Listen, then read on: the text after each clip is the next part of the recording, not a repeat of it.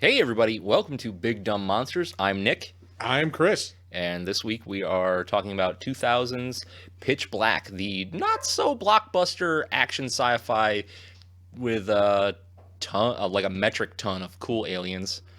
Well, it's got a metric ton of aliens. Yeah, right. Whatever. But the wow, I lost it. Oh, all of a sudden these intros get really hard to do, Yeah, huh? Yeah. fucking whatever, man. The first in the Riddick series, one of I think 4 movies now. So, Or about to be 4 anyway. Or well, there's 4 5. 4 if you count the animated, 5 Yeah. if you whatever. Yeah. I've been drinking. Anyway, enjoy the show.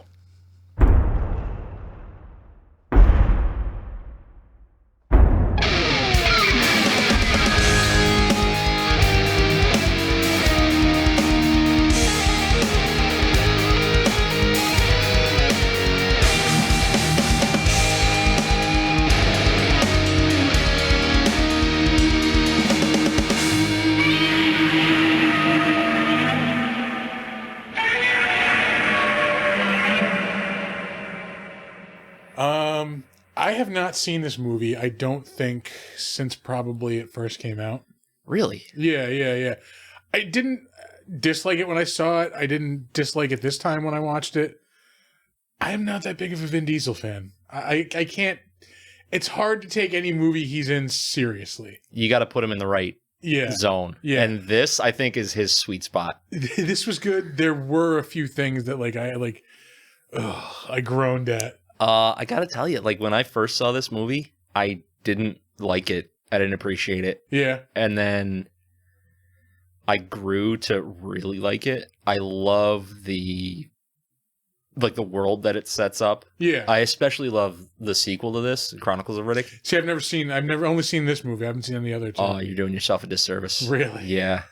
I can't The third take one, Vin Diesel seriously. the third one is not great. Riddick. Yeah. Well, technically that's the fourth one because the third one is Dark Fury, which is a Peter Chung cartoon. Okay. The same guy who did the Aeon Flux cartoon for MTV. Yeah. Yeah, when this first hit digital cable back when I was in high school, Digital cable. yeah. my brother was watching it quite a bit, and I couldn't get into it. It just seemed like a stupid alien movie. Yeah. Because I didn't really sit down and watch it. I always caught I will say probably the worst parts to sit down and just check out. Yeah, the aliens in this movie and the movie itself are very xenomorph universe adjacent, I would say. I can see that. Yeah. Especially the monsters. They are very, very xenomorph adjacent. They've definitely got their own flavor. Yeah. Oh yeah, for sure. They're legally distinct enough so that we can't say, Legally not a xenomorph. Yeah. I think that's in the credit. We changed the head shape up a little bit. We changed their characteristics, but yeah. it's pretty much the same monster. Except these have wings. They have wings and a wide head instead of a long head. Yeah. Their head looks like it's like a Star Cruiser, and I'm trying to think of what show, but it looks like a spaceship almost. Big cross spaceship. It kind of looks like Deep Space Nine, to tell you the truth. Yeah, I can see that. Yeah. I don't know, man. I dig it. I dig this movie. I do enjoy the movie. I did like it this time through. I was going to get into that. I was going to try to save this for the crapshoot, but we will. Shut the fuck up then. Oh, I will tease it now. I miss this type of movie. Yep. This I see where you're going already. Yeah, the not just the genre, but the type of movie, that mid-budget, kind of sci-fi, not based on anything really. Yep. It's its own original thing. It's not made to be a blockbuster. We didn't. The effects not top notch, but they're passable for the year 2000. Yeah. Here's the thing: I was watching this again today, and I was like, man, these aliens kind of look hokey and kind of shitty. But then I realized this is a 22-year-old movie at this point. That is shocking in itself. So to go back and think about it that way, it's they're really not bad. Yeah. especially for the budget that it had. Yeah, no, I want to say I saw this in the movie theater, like back when I just saw anything like that would come out. Like, Yeah. And yeah, like it was good. It was worth my ticket. Yep. Yeah, it's a good example of an original sci-fi action movie. Yeah, Like that, you just don't really that get we're that. not gonna, we don't get anymore. We kind of get. Well, fuck it, I'm going into it. Oh shit! Here we go. We kind of get them with like Netflix and stuff like that, and like HBO Max. Yep. Like, they're starting to do their own thing that are kind of like these movies. They're we're gonna make these movies. We're not expecting them to be blockbusters. If they blow up, great. Yeah. But we're gonna sink like $40 million into this movie, and if this were around then, if we made 50, 60, 70 million on it, it's a success. Absolutely. Yes, I miss that, because everything either now is, superhero franchise, tent, pole blockbuster, or like, maybe like an indie movie gets through every now and again. Yeah. We don't get these mid-range movies anymore. I 100% agree with you. Yeah. And it's definitely something that the market needs. Mhm. I would say. Yeah. Because you can get invested in this movie in itself, and then go on to the rest of the series. Like they left it intentionally open for sequels. Yeah. Which was a back then was very common. It's still pretty common. But these days, like they know that they're gonna make 3 of this fucking movie or whatever. But this was like, if it does well, maybe we'll get another one. But they put enough into it and gave it a firm enough ending where, like, if they didn't make any sequels, it still stands up on its own. Yeah, it'd be a great movie on its own. Yep. But it's fun. I like the tone that it sets up. I like the world that they're stuck in.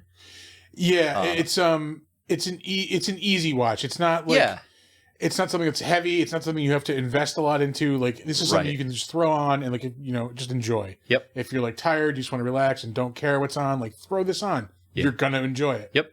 And if you want to dive a little deeper, you absolutely can, because it taps into that like that primal human like fear of the dark.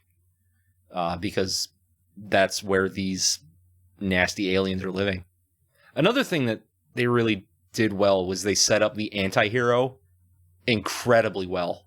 You're not supposed to like him, but you are at the same time. It's like I liked that he basically these people figured out too late that even though he's with them, he's not with them. Yeah. Like he's basically just using them as a meat shield to get himself out of there. That's right. Like he's getting out. Yeah. If he has to work with you to get out, that's what he'll do. If he has to get out by himself because you're being stupid, that's what he's going to do too.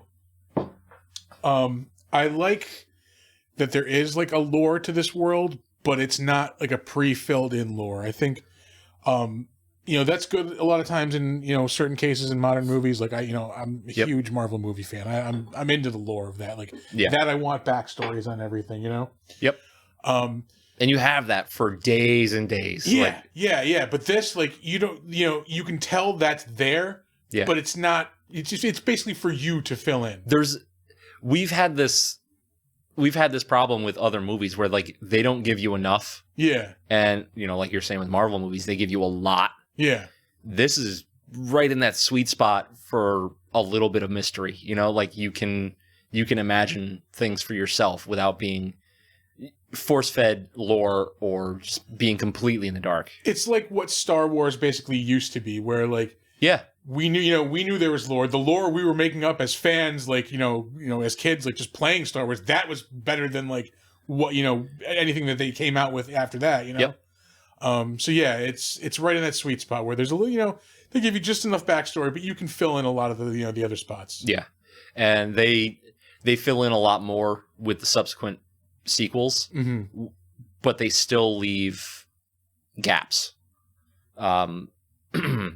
It's not like a complete telling of the universe. Yeah, you get in a lot of stuff.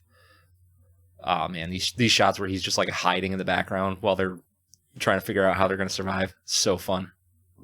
This is before like he's with the group, like he's just escaped and like he's just kind of like in the area. They know he's around. Yeah.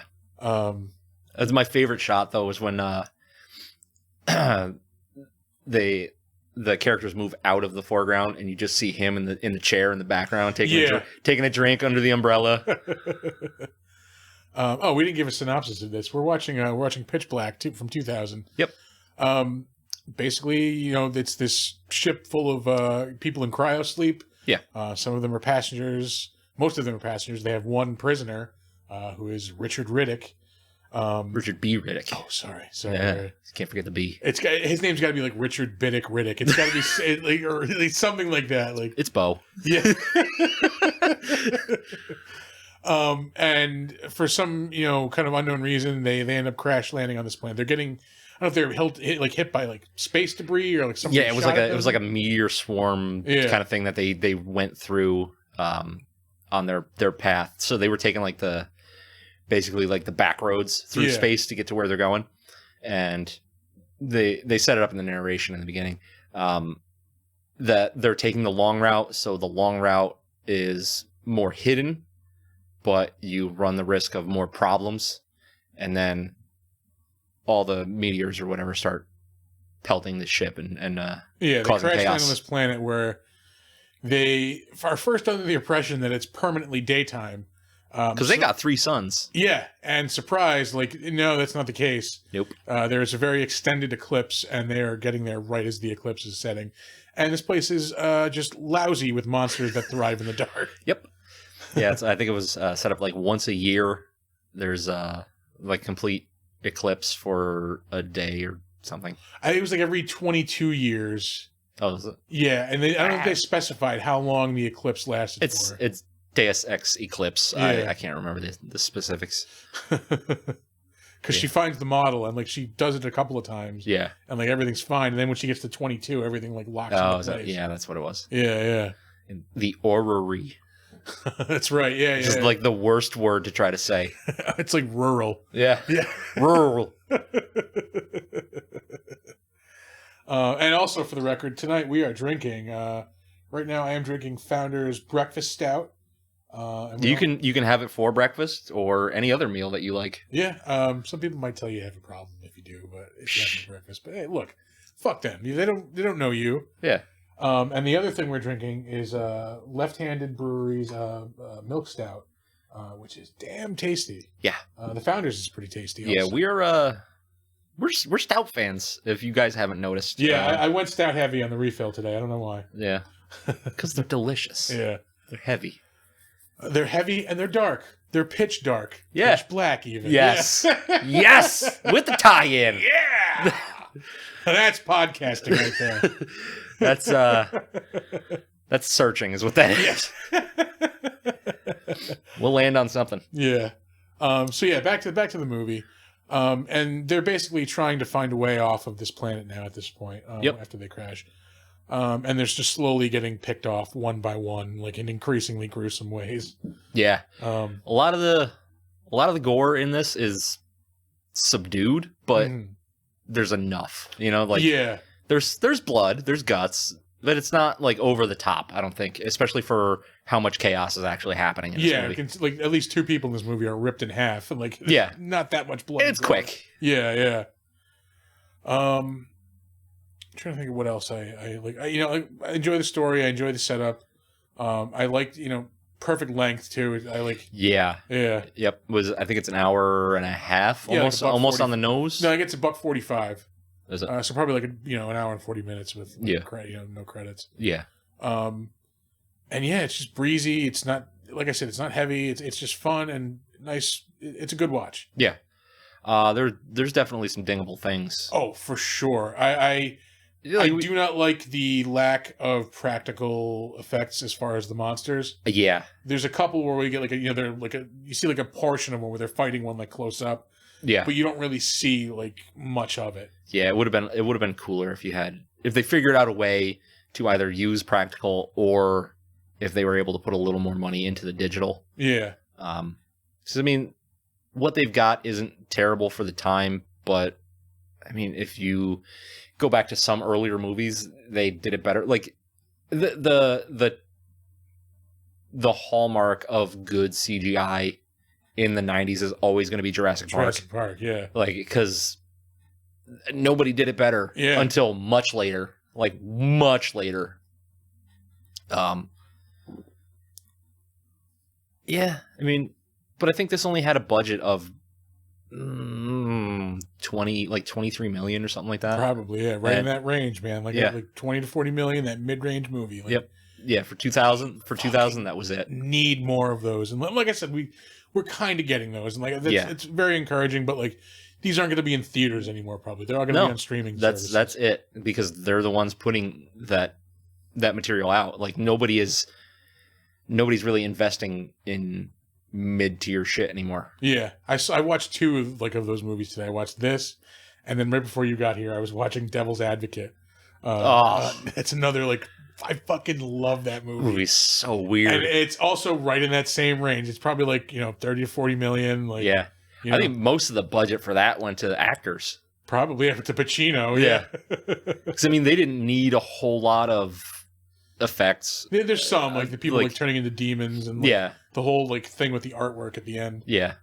But yeah, just another like just type of movie we're not gonna see. Like, it wasn't designed to be a blockbuster. It wasn't designed for every general audiences. Like, I think that movie did do really well though. Yeah. Oh yeah. I remember going to see it like in the theater. Yeah. I really love that movie. Yeah. I haven't seen it since it first hit VHS. That was like. I think it might have been before, or maybe like right. It was right after, I think, Son of a Woman. So this was like right when Al Pacino discovered like overacting. Yeah. And like he hadn't like worn it out yet. Like it's fucking like hoo-ah! Like it's just him growling and yelling. Like, Yep. Yeah, I think that must have been. I think Devil's Advocate was after Son of a Woman. So yeah, because I think Son of a Woman was when I was in high school, which because they filmed part of it over in Troy. Did they really? Yeah, at Emma Willard School, they filmed. No shit. Yeah. To learn something every day. I, to this day, if you put a gun to my head, will swear I saw Al Pacino at the Stewart's by my old apartment on Western Avenue. Yeah? I swear to you it was Al Pacino. Like, it was during the summertime, so maybe like he was coming from the track. Like, I didn't live that far from, the airport, so maybe like he was in Saratoga for like the track or something, and like it was over by SUNY, so maybe he was staying at a hotel over there. But I shit you not, it was Al fucking Pacino. How come you didn't say anything to him? I was in my car, and I was like, the car was parked in front, like you park in front of the Stewart's and CN, and like he was right there. I'm like, that looks like Al Pacino. I swear. That's funky. Yeah. But anyway, back to this movie. Acting's decent. Yeah, not the best, but like Vin Diesel's not a great actor. Yeah, no, he's the only person I would gripe about in this movie. But like I said, like this is kind of where he shines. Like he doesn't have a shit ton of dialogue. It's more action based what he's doing. Dude, like he's a good physical actor. Yeah. Like, if somebody just kind of like reeled him in a little bit, like made a few snips. Excuse me. The one I'm thinking of specifically is where he slices up the one creature, like he like its guts fall out and he hits him with a knife, and like he turns around and he's like, didn't know who he was fucking with. Like, oh god. Yeah. I mean, that's not him though. Like I feel like that was him. Can I make an edit here? Yeah. I'm gonna throw in a line. I'm just gonna add later. Oh, yeah. But that's part of the charm of this movie. I feel like there is a hefty amount of cheese. Yeah, but it's not full blown. Like there's an acceptable amount of cheese. Yeah, it's just enough to like make it enjoyable. Yeah. But yeah, I mean, like the sets and everything look great. Like the look of it is great, and I really love it. I don't say I love it because like I said, there are things to ding, but I really enjoyed watching this movie. You know what I actually really liked is there's a lot of like cutaway shots where, you're looking at one thing and then it swaps like real fast to somebody doing something else, and it cuts right back to the original scene or things like that. Like they set up the shots in a very like impactful way. It's very dramatic the way they do some of that stuff. Yeah. And it's fun. I don't know. Like there's not really much more to it. Like like it's fun. All right, let's get to the ratings on this one. Okay. I am gonna give it a solid. I'm gonna go with a 7.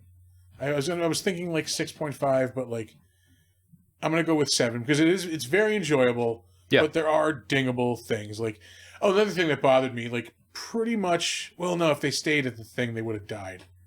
I'm like, if like the whole kind of chain of events is set in place because Vin Diesel escapes. Yep. And then the cop dude, Vin Diesel claims he's not a cop. Yeah, Johns. Yeah, he's like, well, the smart thing to do is to go this way, like, towards the sunset. So that means he went, towards the sunrise. So that's the way we're gonna go. Like, well, because he wanted to catch him. Yeah, but I think at that point, like, fuck him. Like, we're on this planet. Like, he's not going anywhere. Like, yeah, like, we can try to, we should protect ourselves and like try to get off. Like, but whatever. Well, that was the thing with him is like he had such a hard on for catching him because of their history together that no matter where he went, he was going to try to catch him. Yeah. But I'm with you. I think this is a solid 7. Like you don't have to think about it. You just sit down and watch it. There's cool monsters. Like I kind of dig the design of these things. Yeah, I mean, like I said, they're very xenomorph adjacent, and like I wish there was a little bit more distinction to them. Yeah, but they do look pretty cool. I like the whole the head kind of being used as like a weapon almost. Yeah. Yep. And but I really wish there was some practical use. CG, not CG. Excuse me, practical effects. That's the term I'm looking for. Yeah. Yeah, they definitely could have used more of that. Yeah. Yeah. What else? I'm trying to think. Anything else like dingable or... But overall, it was a good watch. I'm glad we got this one onto the list. Yeah, for me, it's like I'm trying to think of a movie to compare it to. This is really not much. Like, I guess Alien. It does like taking the xenomorph part out. Yeah, it's got that kind of like survival horror. Yeah, I would say it feel to it more to Aliens than Alien. I would say. Yeah. With the tone, yeah. Yeah. I mean, like story probably closer to Alien, but tone more to Aliens. Yeah. I'm trying to think of other like. Just fucking watch it, man. Like, don't. That's the thing is like this is one of those movies where if you are not going for like highbrow entertainment, like it's gonna be fine. Like I want to watch some people get fucked up by aliens and then one dude be a badass and fuck up aliens in turn. Then this is your jam. If you're just looking like a fast food movie, like we've said it before, popcorn movie. Yeah. It's definitely a popcorn movie. Yeah. Aside from some language and some gore. This is PG-13. No, it's rated R. Oh, wow. A lot of fucks in this movie. A lot of fucks. Yeah. Look at you fucks. Yeah. But I mean, no nudity, no sex scenes. So I mean, if you got soft R, you know, for language and content. So I mean, if you've got liberal parentage, you can watch it with your kids if they have a decent attention span. Yeah. I did not because I kept going to my phone like when I was watching it. Like, yeah, it's hard to do sometimes. Yeah, but especially with a movie like this where you're not like riveted to the screen, and you know, you're just gonna take in the bits that you feel like watching. The cast is pretty solid too. I mean, like aside from Vin Diesel, in my opinion, you have such a hard on for. He's such a ridiculous man. He's such a ridiculous man. I mean, like between those fucking XXX movies, he's famous for being bald. Yeah, yeah. Oh, God. Although I gotta say, speaking of bald, the character Jack. Yes. The first time I watched this movie, enjoyable twist. Nobody could see that coming. No one saw that coming. Whatever. I see, because again, I hadn't seen this in 22 years probably. I just figured, oh, it's like some trans like kid, you know, like I'm thinking in modern terms. Oh, okay, yeah. Yeah, and like that was the twist. Like, oh, she's, you know, he's really a girl. Yeah. Like, really? Nobody knew that. Yeah. All right. You ready to move on to trivia? Let's do some trivia. Let's do some trivia. How far? Oh, shit. We're like 25 minutes. We're like right on schedule. Yeah, and we've said this before, but fucking Keith David is awesome. So good. Not to bother you with trivia. I used to think they were kind of trivial.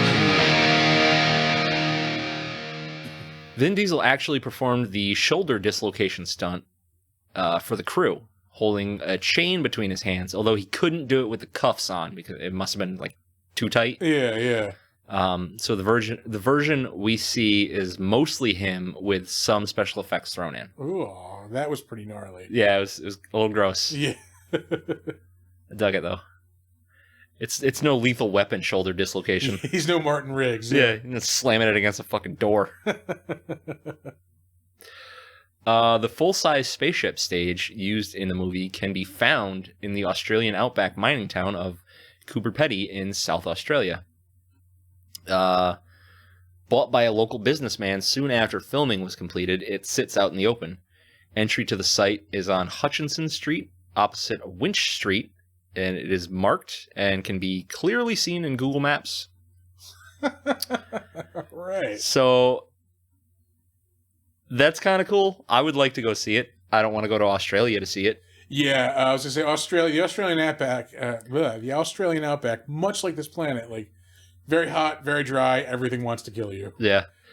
So I guess if you were doing like a movie scene hopping, you could swing through New Zealand and find the Shire, and then come to Australia and see this spaceship, and then another movie set that we'll get to in a minute. Okay. Yeah. The contacts that Vin Diesel wore to play Riddick were a prototype. After the first day of filming, when they tried to remove the contact lenses, they couldn't. Due to where they were filming, they had to have an optometrist flown in from the nearest town 3 hours away. And Diesel called the contacts hubcaps. So they must have been like those old school, like hard contact lenses. He did not have an enjoyable time filming this movie, from what I gather. Probably not. Yeah, I don't know if this is in your trivia, but I this popped up on like the in-movie facts on Amazon when I was watching this. He had to be like rescued from the cryopod in the beginning of the movie. Yeah. Yeah. He had like a panic attack because he's claustrophobic. Yeah, I saw that. I didn't think I'd put that in my trivia here. So here's some other fun facts about the location. Desert scenes filmed in the same location were used for Mad Max Beyond Thunderdome. Oh, nice. Yeah. One of the actually the captain. I'll say this now because I didn't put it in my better known as the captain in this movie who dies right in the beginning. Yeah. Was a stuntman on Mad Max Beyond Thunderdome. Was he really? Yeah. It's awesome. Yeah, I don't think any of the like set pieces or anything from Thunderdome are still around. Oh, probably not. But it's 40 years ago at this point, almost. It was 85, so 30, 37 years ago. Although Riddick narrates the beginning of the story, his first dialogue with another character does not occur until almost 30 minutes into the movie. Which, I mean, because those first 30 minutes are him running around, hiding, fucking with people. Yeah. Cuts off that chunk of her hair. That's kind of creepy. Although I did like that scene. It's super creepy, but it shows like his like mental state. Like he's hiding from them. Yeah. Waiting for them to do something stupid so he can take advantage of it. Yeah. Because he's a badass. In one of the shots showing cargo pods being jettisoned from the ship before the crash, one of the pods is numbered 2E, a joking reference to David Twohy. Twohy, the director. From the effects crew, yeah. All right. Yep. There is a scene where protagonist Ronda Mitchell shows some cleavage. During the DVD commentary, director David Twohy jokingly notes, "To all the 12-year-old boys in the audience, you're welcome." This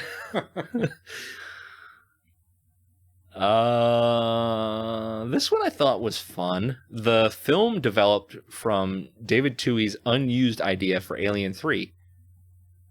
So All right. I guess he was like a pitch.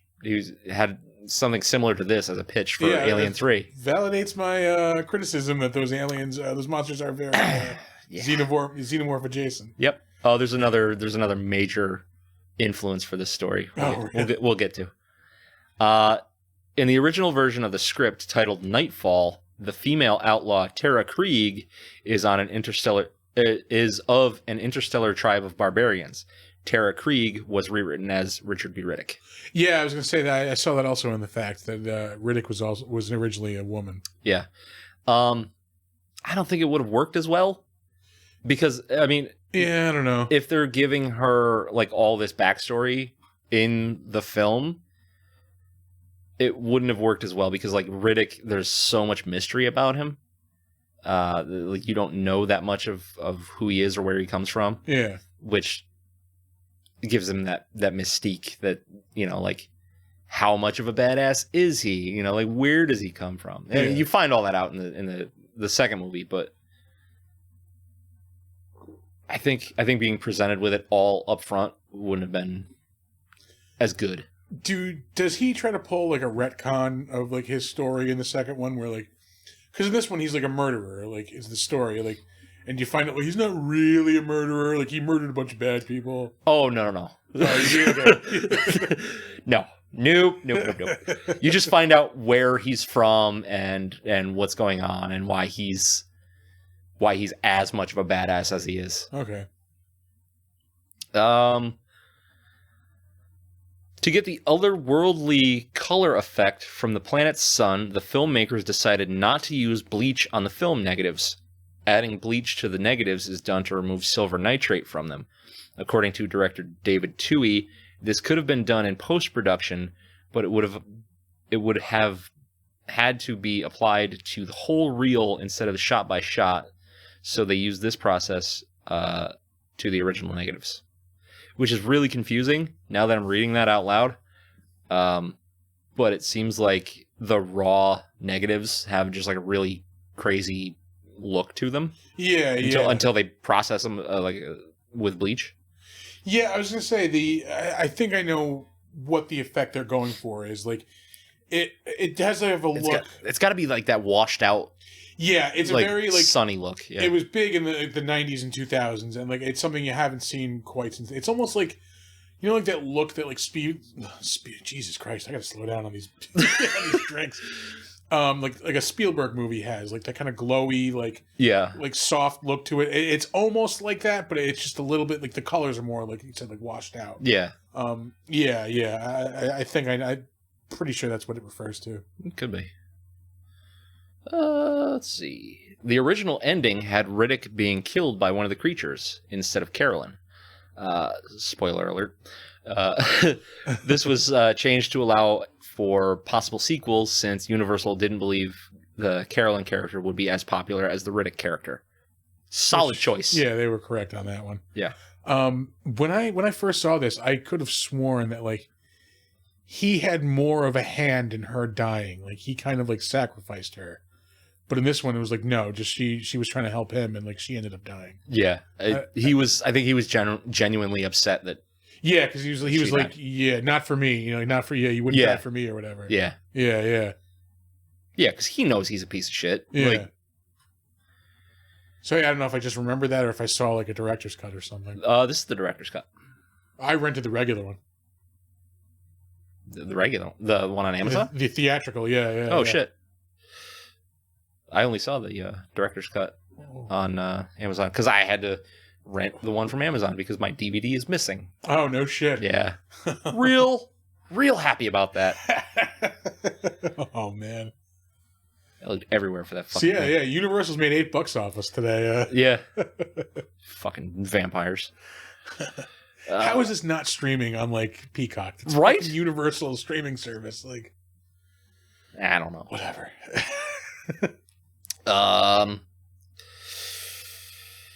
When Carolyn sees John's injecting drugs into his eye, she refers to him as a hype. This was also a historical slang term for drug users, mainly heroin users, in the 1940s to early 60s. All right. Be like somebody saying, "Hey, put out that jazz cigarette." Yeah, pretty much. This movie had a 60-day shooting schedule, which seems a little long. Yeah, especially for what's like, going on in this. Yeah, the conditions, like where they are, like the Australian outback, like fuck, that's a long time. Yeah. Another fun fact, like the average temperature for their filming days was like 50 degrees. Really? Like Fahrenheit, yeah. Oh shit. So it was actually fucking a cold. little chilly. Yeah. And they were like spraying them down with water to make it look like they were sweaty. So that must have been fucking miserable. Oh. Yeah, that makes it even worse. So our final fact here. In the Robert Heinlein novel Tunnel in the Sky, the characters are marooned on a planet where they are attacked by creatures that are only a threat once per year basis. And it also includes a girl, Jacqueline, posing as a guy, Jack. Okay. So this is like kind of a couple of stories like lumped into a movie. That's like the main inspiration, I would say. And then the Alien 3 stuff is just kind of holdover ideas that he had. Huh. All right. I thought this was a cool shot too, where they're on the move and then like you see the planet rising like in the background to create the eclipse. Yeah. That was a really cool shot. Yeah, there were some really cool like artistic things going on in this movie. It's just overshadowed by a lot of the action and the dieselness and the diesel. Diesel. He's a ridiculous man. I'm sorry. Hey, he likes D&D, or he did, or he at least did. Yeah, give him credit for that. That's kind of the thing. He became like nerd messiah for a while. Yeah.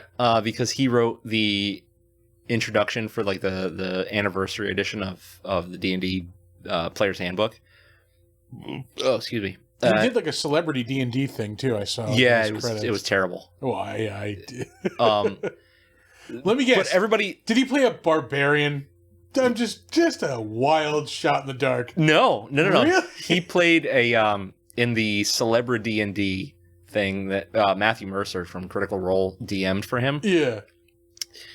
He played a witch hunter because like it was promo witch hunter movie. So Matt Mercer like kind of made that class for him. Yeah. Because that movie was coming out and it was like a promo thing for that. But you could tell like he hasn't played in fucking years. Like using terms for like second edition. Yeah, he's like, I attack it? And like, it's like whatever. Like the dude played as a teenager. And then word got out that he played D&D as a teenager. I gotta play this up, yeah. So it was like, okay, yeah, I'm cool. It's like, it's cool to be a nerd. And then so nerds were like, fuck yeah, Vin Diesel's one of us. And it turns out he's really not. Whatever, Paul. Damn. All right, on to the better known as segment. We will start off with director David Twohy. He has written pretty much the entire Riddick series, including the video games. I have not played those, but I hear Escape from Butcher Bay is actually fantastic. Yeah, I heard I think it was like a PS2 game, and like that got like amazingly good reviews. Like, yeah, I think it was. People were like pretty much like, "Holy shit, this game's actually good." Yeah. Some of the other things he's written. Oh man, he wrote G.I. Jane. G.I. Jane. He wrote Waterworld. Fuck. Terminal Velocity, the Charlie Sheen skydiving action classic. He wrote the screenplay for The Fugitive. He wrote Warlock and Critters 2. Woof. As far as some of the stuff he's directed, he's got 2 projects in the works, but he has not directed anything since Riddick in 2013. Furia, which has got to be Riddick adjacent. Is there a Furia character? That's the name of the planet that Riddick is from. So he's like an alien race. Yeah, it's a Riddick movie. Yeah. Oh, wow. Well, Okay. Apparently they're making that. I I'd like to see that as an animated feature. But whatever. Yeah. They're just really fun movies, man. Like the Riddick was kind of a letdown. It wasn't that great. It looked like they were trying to go back to the roots of the series, like more like Pitch Black, but it didn't. Yeah, because Chronicles of Riddick was like a sprawling. It was epic. very large. Yeah, yeah. As compared to this, which is a very like small movie, it just it just takes place all on the planet. Like there's no, like we said, there's backstory, but like it's not like this epic, long backstory. Yeah. Let's see. Oh, director. Sorry. Furia, like you said, was coming up. Riddick, he did all the Riddick movies. A Perfect Getaway. Why does that sound familiar? Nope, not anything I have seen, and does not look familiar. Okay. Great. That's he directed The Arrival too. That was a UFO alien movie back in the 90s. Pitch Black Slam City. Video short. Video short. I don't know what that is. Probably something for the DVD, I bet you. Oh, it looks like an it's animated like special short. features thing on the DVD, yeah, it's like background on Riddick. Okay. Oh, it's him getting the shine on his eyes. Oh, yeah. Oh, that was another dumb scene. I traded a prison doctor 20 menthol cools, and he performed a shine operation on my eyes or whatever. See, I dug it. I thought that was cool. 20 cigarettes get you see in the dark eyes? 20 cigarettes, really? Was it 20 cigarettes or was it 20, packs of cigarettes? Because he just says 20 menthol cools. Yeah. So. See, that would mean 20 cigarettes. It's a pack of cigarettes. It's a pack of cigarettes. Hey, maybe they're super hard to come by in these, in these prisons. Okay, moving on to star Ronda Mitchell. She played Carolyn, the female lead. She has been in a ton of shit. Looks like some of the stuff we might have seen her in. Law and Order Special Victims Unit, The Romanovs on Amazon. She was in London Has Fallen and Olympus Has Fallen, I believe. I haven't seen either one of those. I saw the first one. Was that Olympus Has Fallen? I think so. What was the other one? London Has Fallen, and then Angel Has Fallen. I think is the last one. I think it was Olympus. Yeah. Yeah. Because Olympus was the code name for the White House. Yeah. It was like this. It's a popcorn movie. It was entertaining. It killed an hour and a half. That was a Gerard Butler movie, right? Yeah. Okay. Stuff blew up. People got shot. I'm in. Is it Bay adjacent? Yeah, really Bay adjacent. NCIS Los Angeles. Let's see. She's in the Silent Hill movie. That's right. I want to say she's the lead in that. Rose Da Silva. I think you're right. Yeah. Man on Fire with Denzel Washington. Finding Neverland. Phone Booth. Oh, that's that movie with Colin Farrell. Is that the one he had to keep going, or he had to stay in the phone booth? Yeah, he was talking to, I think it was Kiefer Sutherland on the phone. Yeah. Let me see. 2002. Yeah. Yep. Look at Colin Farrell. Wow. Oh my God.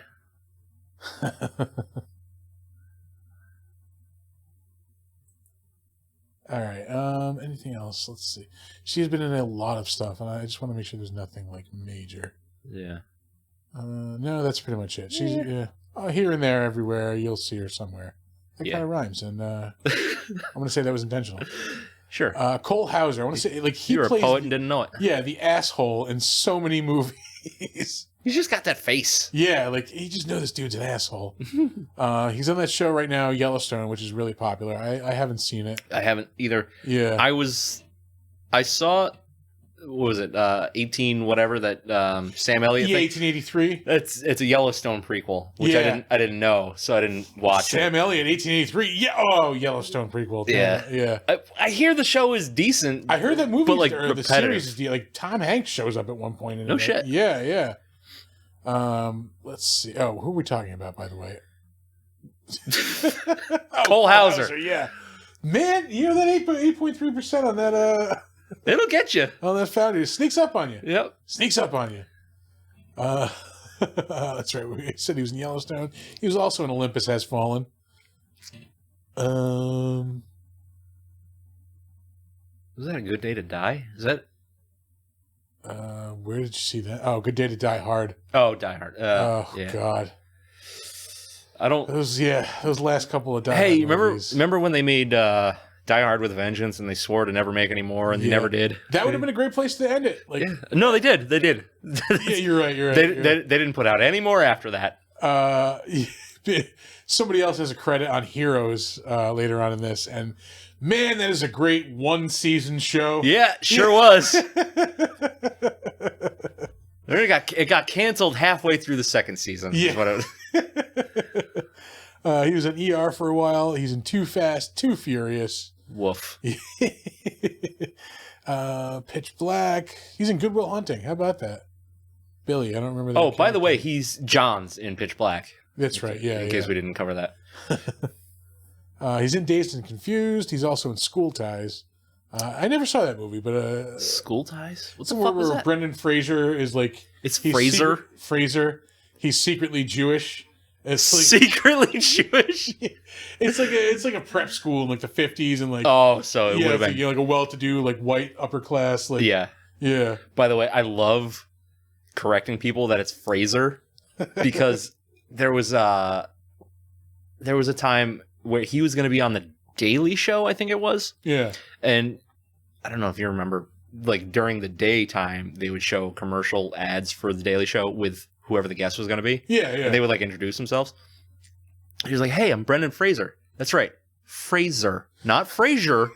Fraser. And I'm going to be on the Daily Show tonight. Brendan Fraser, whatever you want to call him, he's awesome. Yeah. The internet has latched on him so hard lately. I will say, I only watched a bit unduly, but yeah. But I mean, like he's done some good stuff. Oh yeah, Doom Patrol. I watched the first season of that. It's really good. He's really good in that. I tried watching the second season and it was just like, I don't give a shit about this. Yeah. Something happened between those two seasons. It's like, I don't care. I haven't seen any of it. I am looking forward to the Batgirl movie because he is playing Firefly. Oh, really? Yeah, that should be cool. He's got better chops than anybody really wants to give him credit for. Yeah. I like the first two Mummy movies. Yeah, they were fun. They're fun. They're enjoyable movies. Like, I'll watch them if they're on TV. You know what is a movie that he was in that doesn't get a whole lot of credit? It was Inkheart. Oh, I never saw that one. It was really fucking good, man. Yeah. Like a good modern fantasy kind of, like people get sucked into the fictional world kind of thing. Yeah. Like he plays the good guy. He's a writer, and it's this world that he makes up, and eventually, like the characters come to life. And the main bad guy is, oh my god, why have I done this to myself? Gollum. The actor plays Gollum. Oh, Andy Serkis. Yeah, wow. Yeah, so Andy Serkis plays the main bad guy, and it's really good. All right, let's see. Moving on. Vincent Diesel. His name is Mark Sinclair. I thought his name was Paul Sinclair for some reason. Mark Sinclair, not a Vin or a Diesel in the fucking thing. His brother is Paul Vincent. Doesn't he have a twin brother? Oh, fraternal twin. Okay. Woof. You may, have probably seen him in the Fast and Furious series. I'm sure one or two people have seen that. Have not seen a single fucking one. I used to be able to say that, and I watched them all last summer. Yep. And it was, I will say, it was enjoyable. I was inspired by the How Did This Get Made podcast. Yeah. They're like a big proponent of those movies. They're like, trust us. Like, it's so dumb. It's so stupid, but it's so enjoyable. Like, it's just because it's a popcorn movie. Like, it's just ridiculous. Like, I think part of my hesitation to watch any of those movies has been the fan base. Yeah. Oh, yeah. No, I agree with you 100%. I would not call myself a fan of those movies. Yeah. But I enjoyed watching the series, I will say. Yeah. Ugh. They're so dumb. They're fucking ridiculous. Dumb, like, fuck, I need to watch this. I will tell you, I I kind of enjoyed Triple X when I've I saw never it. seen those movies. I will say that. I've only seen the first one. Yeah. Only seen the first one. And I guess it's on board with the Fast and Furious thing. It's so fucking ridiculous Yeah. that it's fun. I was just looking at this. He's producing The Machine, which I believe is the Burt Kreischer movie. Oh, I was hoping. Oh, no, it's not. I was hoping it was like an offshoot of 8mm. Yeah. Oh, yeah. A human-like machine is reactive. Okay, whatever. No. Yeah, go see Burt Kreischer's The Machine instead. Oh no, they're doing a Triple X4. Oh God, why? It's announced, but it doesn't look like there's much to it. No, there's people like There's people attached. yeah, DJ Caruso. I've never heard of DJ Caruso. He looks like a douche. Yeah, he looks like a chromosome or two short of. He produced Point of No Return though. So I'm sorry. He's a rumored and announced G.I. Joe movie. No, thank you. Yeah. I saw the first one, and I'm good. The second one was a little bit better, but Yeah, I'm not good. Great. Um, Are you afraid of the dark movie? All right, so before we get really into this, Yeah, Two for the Money was a good movie. He directed it. favorite. We'll go back to Vin Diesel for a second. Yeah. Favorite Vin Diesel movie? Anything he's been in, no matter how big or small the role. It's gonna be one of the Fast and Furious movies. Is it really? No.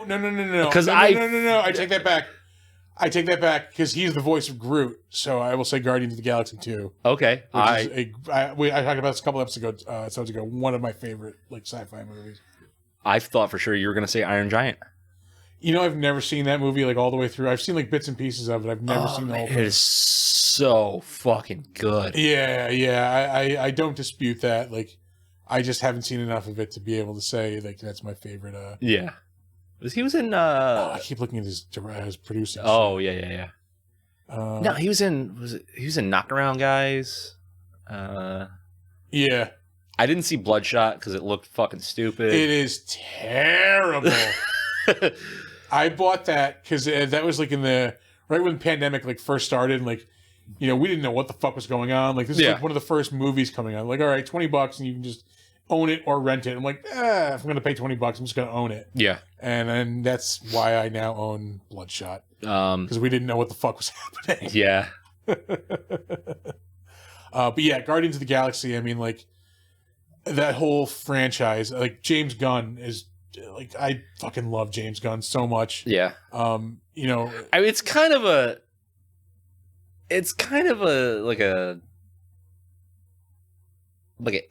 to go with Guardians of the Galaxy because it's just him going, I am Groot. yeah, but it's technicality. It's total technicality. You got it. You got me on it. Yeah. But if I had to pick something, you know, live action, it'd be one of the Fast and Furious movies because like, Okay. they're just so fucking dumb and ridiculous. And like I said, we talked about this like a ways back on an episode. Like, it's a movie series that starts out about illegal street racers, Yeah. and now they're like globe-trotting spies on like like I said, they fucking launch a Fiero into space. Like, god damn it, how do you not want to watch that? Yeah. I don't know, man. For me, for Vin Diesel movies, it would be a toss up between Chronicles of Riddick, which I fucking love. Yeah.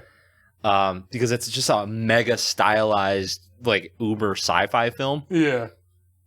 With a ton of action. Or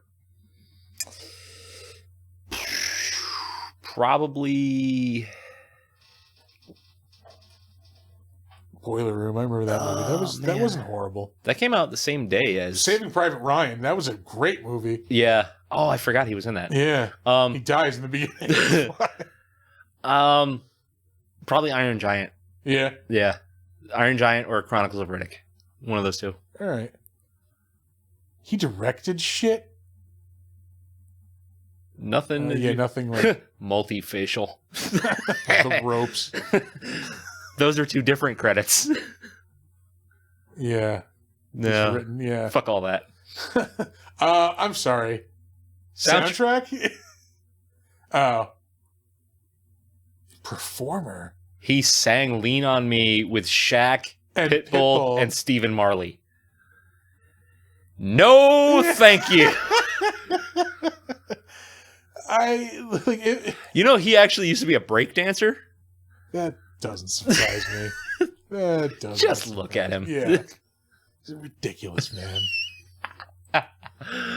Anyway, Keith David, who we went on We've about, covered him before. Yeah, I just wanted to He's bring so him up. fucking good. Yeah, because he's fucking amazing. That's why I wanted to bring him up. But surprisingly, he is our only link this week to Murder, She Wrote. Is he really? Yeah. So Monster, She Wrote He's a repeat. Is this, is back this week. But yeah, he's a repeat player. Somebody threw away a perfectly good white boy. Yeah. We mentioned They Live. I feel like we didn't mention They Live last time, which is a great fucking movie. The best hand-to-hand combat scene in any movie ever. And hands down, I will fuck you up if you argue with me. I don't care. Anybody listening to this right now, fuck you if you think I'm wrong. Apparently there's a new Warriors TV series, and he is in it. As in the what? Hey, Melania Vaintrub is the AT&T girl. Is a what's her name there? Yeah, from the AT&T commercials. Boobs McGee. Yeah, she is racked. That's to the point where they now have to hide her boobs in the commercials. And it's not really even like because they're big. It's because people are being fucking gross. Yeah. It's because people are terrible. Yeah. It's like they're saying things that I just said. Yeah. They're like singling them out and talking about them on podcasts. But they're talking about them like to her and being gross to her, which is fucking foul. Yeah. We have self-control. We just do it when people are listening, not her particularly. Yep. Hey, you know what? It's karma though, because I just bashed my fucking tooth with this beer bottle. See, that's what you get. That's what I get. But yeah, he was in. I think it was in one of the Murder, She Wrote TV movies. Yes, I think you're right. So we'll go right on. But like, again, we're not skipping him because we don't enjoy him. Because Keith David is fucking awesome. Yeah, he's cannot say that enough. You'll never find him being bad in anything. Yeah. You'll find him being good in bad things. Exactly. Yeah, you will enjoy him in horrible things. Not that he's in a lot of horrible things. Moving on, we have what's his name? Louis Fitzgerald. Which is two words? Yeah, not Fitzgerald. Louis Fitz hyphen Gerald. Who did that to you? He was Paris Ogilvy in this. Yeah, he was the the rich artifact collector guy, the foppish one with all the booze. Yeah, and like the ancient weapons. Yeah. He's still in a lot of stuff. Was there a particular reason I saved him? I don't believe there was. He's in the Wolverine as attorney number 1.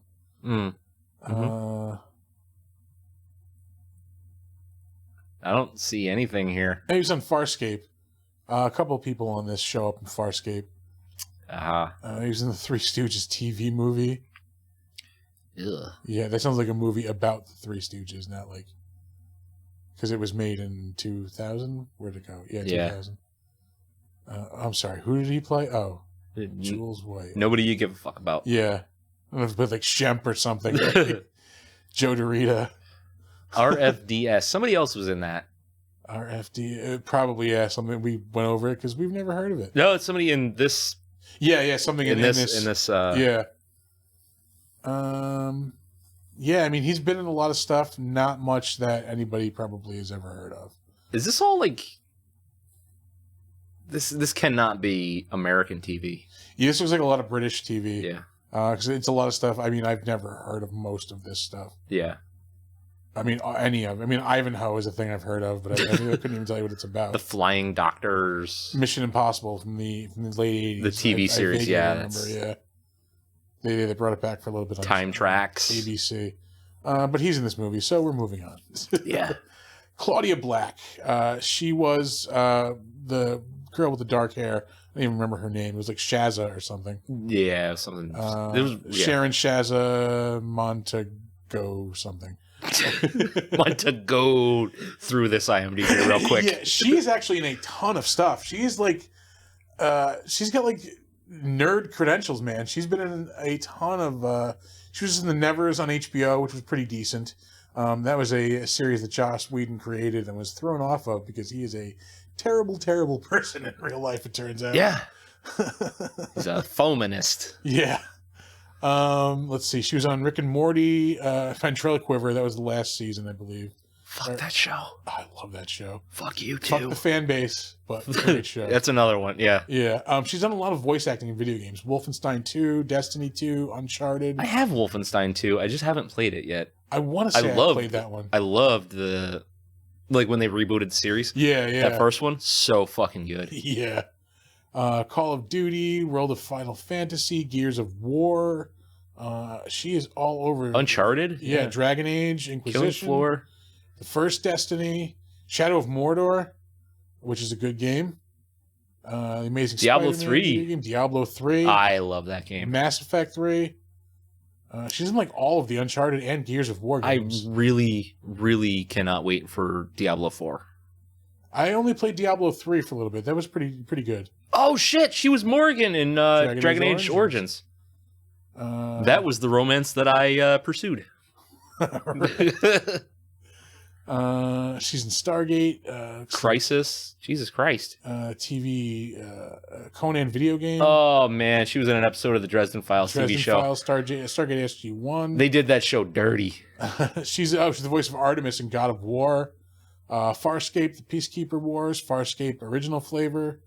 Farscape the game. She's in Queen of the Damned, Beastmaster TV series. She's in Xena and Hercules, I believe. Let me just confirm that. Same character? Hercules, Legendary Journeys. Nope, Cassandra. different characters. Yeah, and Karina. I always liked when they crossed over episodes of that show, of those shows. And Home and Away is a series that pops up on here a couple times, I noticed. Yeah. And that's about it. But she's in a surprising amount of She's got nerd cred. Yeah, video games and like sci-fi shows. Yeah. And finally, we have Firas Durrani. He was one of Keith David's students. Oh, yeah. He was in a few things here and there. Orange is the New Brown? Yeah. What the fuck is that? Let's see. Mr. In-Between on FX. Hacksaw Ridge. The reason I saved him... Hacksaw Ridge was a good movie, but it was so heavy-handed with the religious message. Yeah, isn't that like a Mel Gibson movie? Like, yeah, very like heavy on the... They could have toned that back like 35%. Is that the one with Andrew Garfield where like he refuses to carry a gun or whatever? Yeah. It's a really fucking good movie if you're into like heavy dramatic war stuff. Yeah. But yeah, like it was very Christy, like very Christy. This dude was apparently a Power Ranger. A Tsukusume? Yeah, he was a Power Rangers Mystic Force, 32 episodes. He was the Red Ranger. Oh shit. Yeah, and like yet for some reason has a blank avatar as his IMDb picture.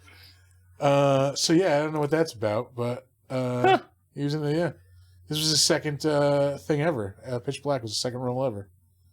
Looks like he was in a short for Lost. Power Rangers, like I said. Yeah, that's kind of it. Hacksaw Ridge. I mean, he's been in like notable things and still has a goddamn blank fucking gray thing as his avatar. Whatever. Look, I'm not here to criticize or work shame, but oh, onto the crapshoot. Like I was saying before, I really miss this type of movie. We really need more of these like mid-budget movies that, you know, they're like I said, they're not going to be blockbusters. They're not made to be blockbusters, but they're made to be enjoyed by like the group of people who they're targeted for, basically. Yeah, I think these guys would have been happy making any money off of this. Mm-hmm. Like obviously they wanted to be successful. Yeah, and to a degree it was. I think it made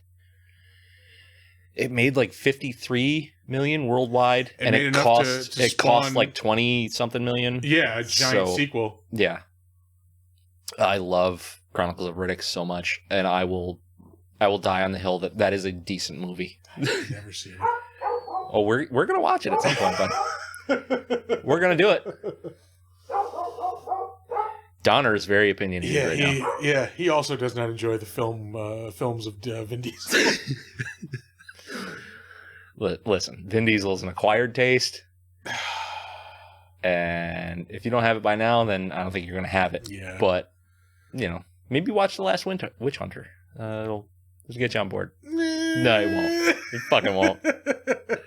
Also a movie that is fun, not good, but I enjoy. Yeah, I remember it looked like decent when it came out.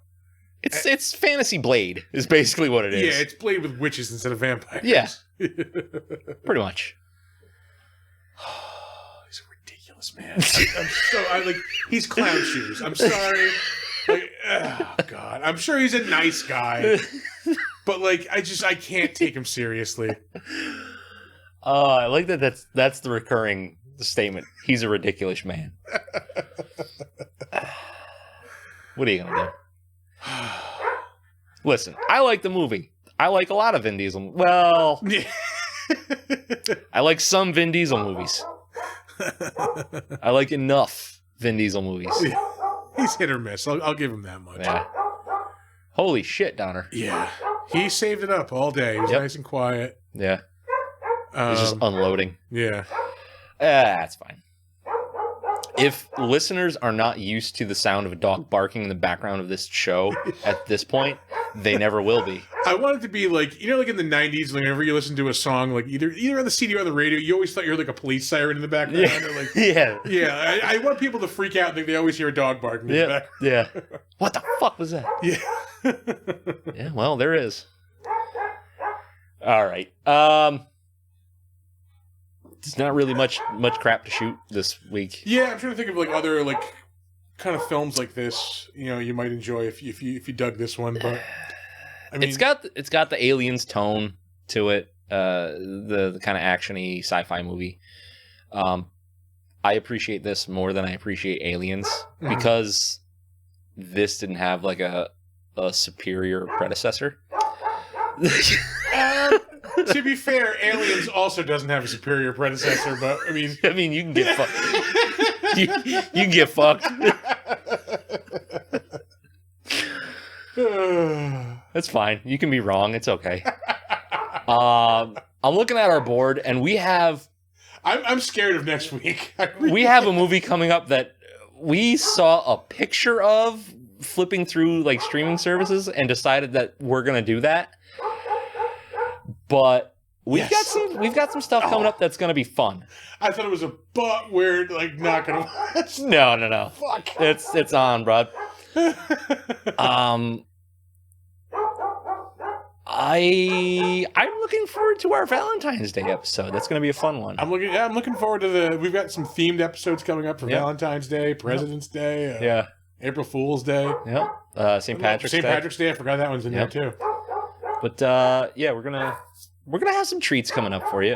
We're a couple more guest episodes, and then I think we're gonna be rocking solo for quite a while because we've tapped out most of the guests that we know. We're running out of people that are at all significant. So get ready for round 2 in a lot of them. Yeah. So we've got 2 more guest episodes coming up, and then it's gonna be just these 2 OG fucktards. Yeah, I think that's it. Yeah. We'll get out of here so the dog will... we'll direct people to our social medias. We will. Yes. As always, you can find us at www.bigdumbmonsterspodcast.com. You can email us movie suggestions, beer suggestions, tell us to go fuck ourselves. Life suggestions. Yeah, whatever. Yeah. bigdumbmonsters@gmail.com. If you like to tweet, you can tweet at us at dumb_monsters. Find us on Facebook at Big Dumb Monsters Pod. And if you are on Slasher, the horror social media, we are Big Dumb Monsters Podcast. You can find us on Instagram at big_dumb_monsters. And on YouTube at Big Dumb Monsters. That's right. And if anybody has any tips for keeping a dog quiet through podcasting, we'd really appreciate it. Yeah, I don't think there's a fatal dose of Benadryl, so there's that. Yeah. All right. and bye-bye.